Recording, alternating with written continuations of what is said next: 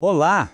Hoje a gente vai mergulhar fundo numa pesquisa que investiga as consequências a longo prazo das lesões na cabeça em atletas.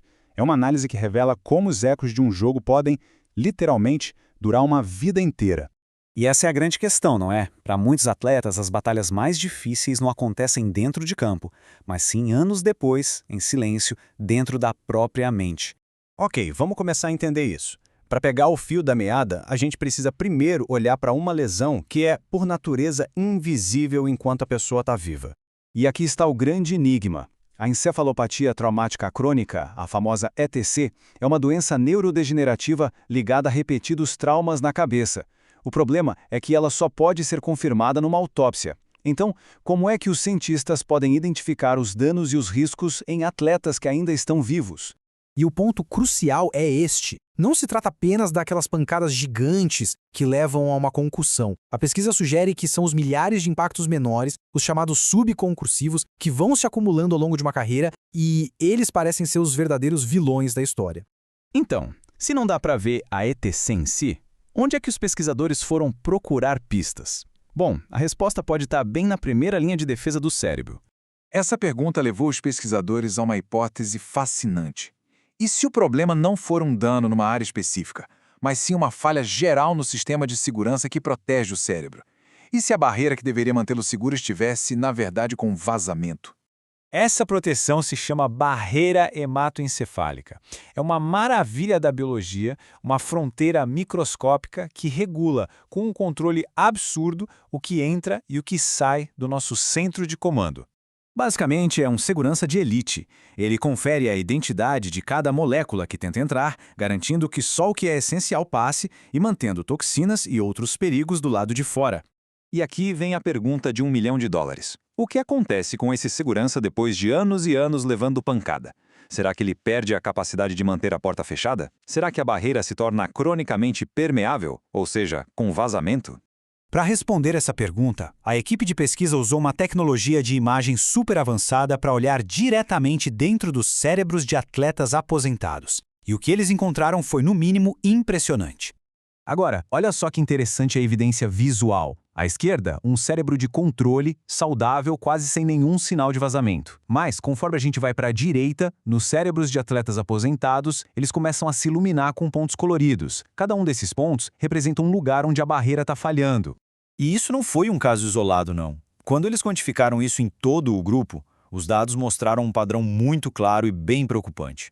Atletas aposentados de esportes de contato tinham um volume de vazamento na barreira hematoencefálica significativamente maior do que o grupo de controle. E essa imagem aqui ilustra a conexão mais importante de todas. Os pesquisadores encontraram uma correlação muito forte. Quanto mais a barreira de um atleta estava vazando, pior era seu desempenho nos testes cognitivos. É a ponte entre um dano físico que dá para medir e as consequências na vida real. Para a gente ter isso em perspectiva, a diferença média foi de 3,1 pontos em um teste que valia 30. Pode não parecer um número gigante, mas em termos de função cognitiva, essa é uma diferença muito significativa, que pode afetar a memória, a atenção e o funcionamento do dia a dia. Mas a história não acaba no cérebro. O dano que começa na cabeça parece enviar ondas de choque para o corpo inteiro. Uma barreira com vazamento não só permite que coisas ruins entrem no cérebro, ela também parece disparar um sistema de alarme que coloca o corpo todo em estado de alerta máximo, de forma crônica. E a pista para isso estava no sangue. Os atletas com vazamento mais grave na barreira cerebral também tinham uma proporção maior de um tipo específico de célula de defesa, chamada monócito. Essas células são tipo a tropa de choque do sistema imunológico. Essas células faziam parte de um sistema maior que estava sobrecarregado, o sistema complemento.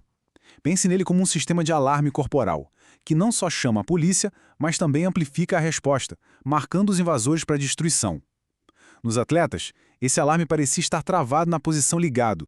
Os pesquisadores encontraram a impressão digital dessa desregulação olhando para as próprias células de defesa.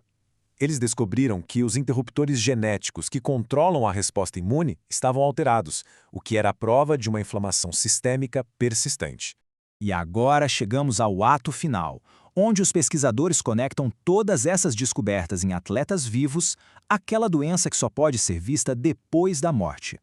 Para ter certeza de que não estavam só perseguindo uma pista falsa, eles fizeram o passo final e mais crucial de todos. foram examinar os cérebros de pessoas que já tinham um diagnóstico confirmado de ETC pós-mortem. E a correspondência foi perfeita. O mesmo tipo de vazamento na barreira, comprovado pela presença de proteínas do sangue onde não deveriam estar, foi encontrado nos cérebros com ETC. A lesão invisível nos vivos era uma característica central da doença nos mortos. Então, vamos amarrar todos os pontos. Impactos repetidos na cabeça podem causar uma barreira cerebral que fica vazando por anos. Quanto mais ela vaza, maior o declínio cognitivo. Esse dano no cérebro dispara uma inflamação crônica pelo corpo todo. E o mais importante, todos esses sinais encontrados em atletas vivos espelham exatamente a patologia vista em cérebros com ETC. E isso nos deixa com uma pergunta poderosa e cheia de esperança. Será que medir essa barreira hematoencefálica pode se tornar o primeiro teste real para trauma cerebral em atletas ainda vivos? Pela primeira vez, talvez a gente tenha uma maneira de medir o dano físico de uma carreira inteira, identificando quem está em risco muito antes dos sintomas graves aparecerem. Essa pesquisa pode muito bem ser o primeiro passo para mudar o futuro da saúde cerebral dos atletas.